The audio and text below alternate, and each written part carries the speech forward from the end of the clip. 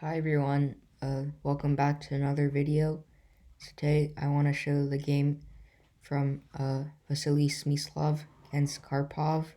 So Smyslov is white and Karpov is black. So he starts out, Smyslov plays c4, the English. So both sides start developing and Karpov plays d5. So after a few more moves, this now transposes to Queen's Gambit declined. And now you see that white has a isolated queen pawn, meaning there's no pawns around it to support it. So again, both sides just develop their pieces. Bishop d3, bishop e7. So after knight f6, Karpov plays knight f6 because he wants to attack this isolated d-pawn. So oftentimes when one side has an isolated d-pawn, the side playing against it just wants to put pressure against it. So Karpov's plan right now is very simple. He's just going to attack this pawn and just try and attack it. And Smyslov is going to try and attack, because if he goes to an endgame with this pawn, it's going to be a weakness and black will have the advantage. So what he's going to try and do is he's going to try and use his bishop and take advantage of this outpost that he has from this isolated pawn, and he's going to try and attack the black king. So here it's white's move, and Smyslov needs to find an important move to try to start his attack. So you can pause your video and try and find the move. Okay, so for those of you who found it, good job. So Smyslov here played a3 because one of Karpov's idea is to play knight b4 and attack this bishop, which is one of the key attackers in white's position. Without this bishop, there's not going to be any attack on this h7 pawn. And black also wants to play knight b4 and knight d5, where he's blockaded the isolated pawn and he can continue to attack it. So by playing a3, he stops knight b4. So Karpov plays b6. He wants to develop his bishop and develop his rook. So here Smyslov plays bishop c2. Another idea of playing a3, which is he wants to play queen d3 and attack on h7 with his other pieces. And without the move a3, you can see that after queen d3, black would be able to play knight b4 and fork the queen and bishop if a3 wasn't played. So black plays bishop b7, queen d3, continues his plan, rook c8, and now bishop g5. So now you can see that white's attack is starting to get pretty dangerous. We have two pieces aiming at this h7 pawn, and the only thing guarding it is this knight, which this bishop is attacking.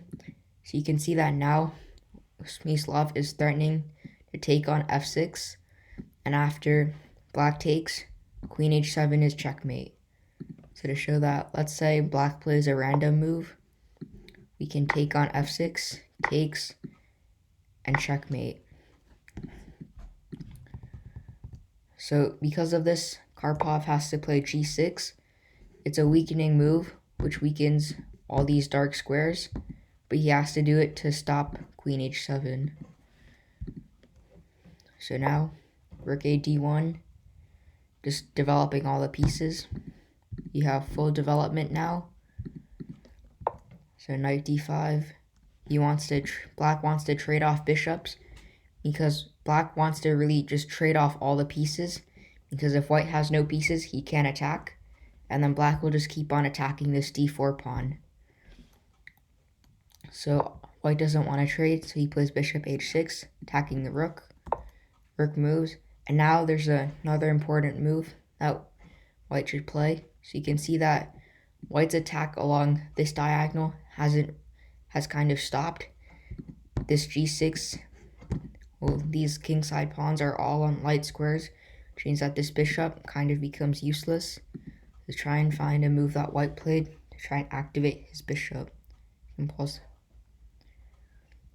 Okay, so what white played here, he played was bishop a4.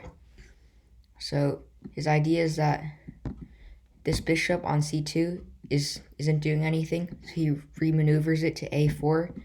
Now he's gonna pin this knight, and now he's gonna take it. He has ideas of knight e5, taking advantage of this outpost from the isolated pawn. So after a6, Karpov wants to play b5 and kick the bishop away. So now Smyslov takes on d5, queen takes, at queen e3. So now this rook is aiming at the queen, and black plays bishop f6. So you can see that white, like his plan, is attacking, and black is just playing on this d4 pawn. So white plays bishop b3, attacking this queen. And here Karpov blunders and plays queen h5. So here, when in these isolated queen pawn positions, there's a common move that you should always look out for. So you can try and pause the video to see try and find what Smyslov did to win the game. Okay, so Smyslov here played d5, pushing this pawn forward, and this is a common move in isolated queen pawn positions. So whenever you have a pawn on d4, you should always be looking at ideas of playing d5 to try and open up the center.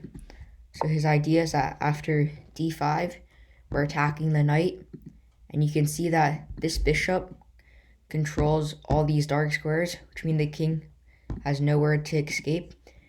And you can also see that white has pressure on the e-file, so that if black takes, now you can see queen takes rook, rook takes queen, and rook takes rook is checkmate. So because of this, Karpov has to retreat his knight, and now Smyslov just pushes his pawn forward. He just wants to keep on pushing and then promote his pawn. So rook c5 was played. Karpov is trying to get maybe some counterplay on the king side with maybe his bishop lined up. So, but white just pushes forward, rook e7, and now here, this is an important move. If white doesn't do anything, black might be able to set up and maybe try and attack this d7 pawn. So white now has to do a move that can seize the initiative and promote this d pawn. So you can try and pause the video to try and find the move Smyslov played. So here, for those of you who found it, good job.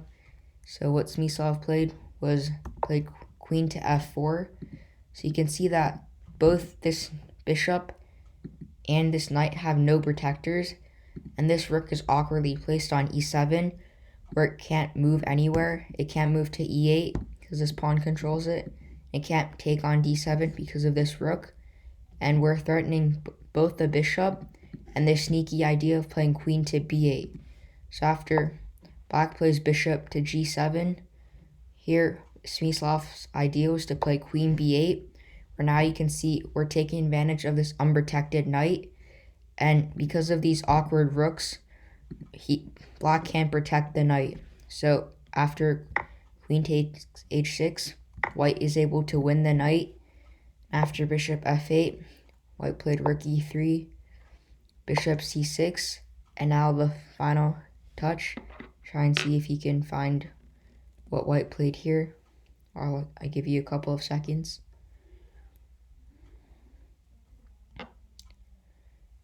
Okay, what white played here, he played queen takes f8.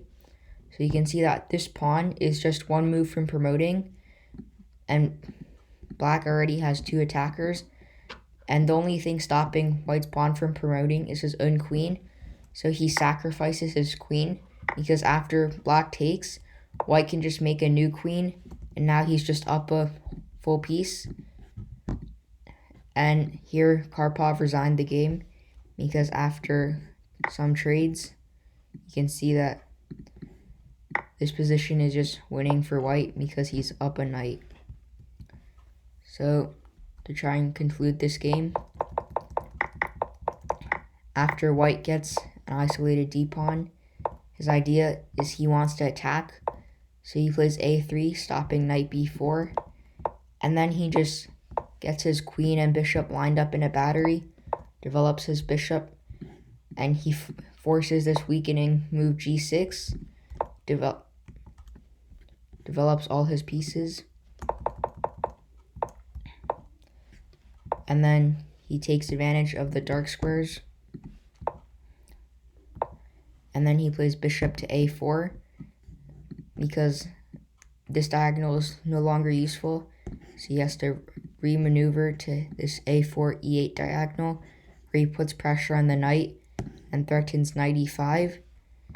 So after trading on d5, queen e3, bishop f6, bishop b3, black blunders and plays queen h5, which allows a common idea, d5. So whenever you ever see yourself in a position with an isolated d-pawn, just remember this idea of pushing forward, to just keep on pushing, and you can just promote this pawn. And now queen f4, double attacking the f6 bishop and threatening queen b8. So queen b8, and now this game is winning. So thank you all for watching, and I'll see you in the next video.